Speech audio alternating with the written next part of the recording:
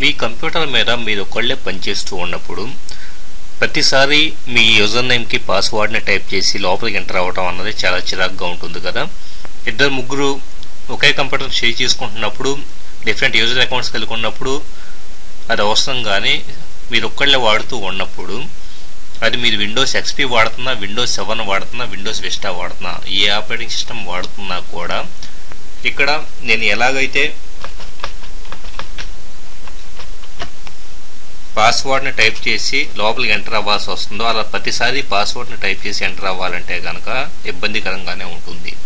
So ఇలా ప్రతిసారి పాస్వర్డ్ని type చేయాల్సిన అవసరం లేకుండా విండోస్లో ఎలా ఏర్పాటు చేసుకోవచ్చు అన్నది నేను ఇప్పుడు మీకు చూపిస్తాను. ఒక్కసారి కనుక మనం ఇప్పుడు నేను చూపించే టెక్నిక్ను ఫాలో అయితే ఇక మీద మళ్ళా పాస్వర్డ్ని ఎంటర్ చేయాల్సిన అవసరం అనేది ఉండదు. అది ఎలాగంటే కీబోర్డ్ మీద విండోస్ కీని ప్రెస్ చేసి R అనే బటన్ ప్రెస్ చేయండి. ప్రెస్ చేస్తే ఇలాగ రన్ అనే కమాండ్ బాక్స్ వచ్చింది.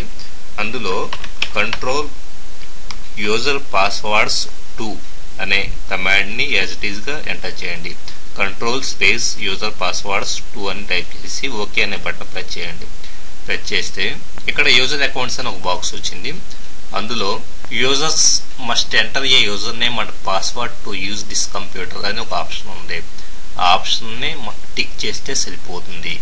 టిక్ చేసి ఓకే అనే బటన్ ప్రెస్ చేస్తే ఒక్కసారి పాస్వర్డ్ని కన్ఫర్మ్ చేయమంటుంది.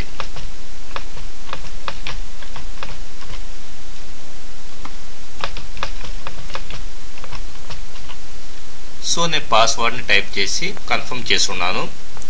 ఇక మీద మన విండోస్ని రీస్టార్ట్ చేస్తే కనుక ఇంతకు ముందులాగా పాస్వర్డ్ని అడగటం జరగదు. డైరెక్ట్గా విండోస్లో రావటం జరుగుతుంది. ఒకసారి చెక్ చేసి చూద్దామా. ఇక్కడ నేను రీస్టార్ట్ అనే బటన్ ప్రెస్ చేస్తున్నాను.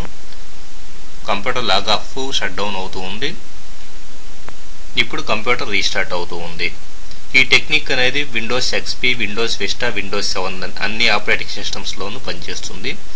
సింపుల్గా స్టార్ట్ టు రన్ అనే కమాండ్ బాక్స్లో కంట్రోల్ స్పేస్ యూజర్ పాస్వర్డ్స్ 2 అని టైప్ చేసి ఇంతకుముందు నేను చూపించిన విధంగా ఒక ఆప్షన్ని డిజేబుల్ చేస్తే సరిపోతుంది. చూడండి ఇక్కడ విండోస్ అనేది వెల్కమ్ స్క్రీన్ కూడా వచ్చేసింది. ఎలాంటి పాస్వర్డ్ అడగకుండానే విండోస్లోకి ఎంటర్ కాబోతూ ఉన్నాము. సో సింగిల్ పర్సన్స్ మాత్రమే కంప్యూటర్ను వాడుతూ ఉన్నప్పుడు ఈ టెక్నిక్ బాగా ఉపయోగకరంగా ఉంటుంది.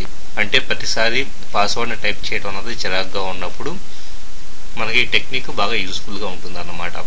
చూసారు కదా డెస్క్టాప్ వచ్చేసింది. ఎలాంటి పాస్వర్డ్ మనం ఎంటర్ చేయకుండానే డెస్క్టాప్లోకి ఎంటర్ అయిపోయాం.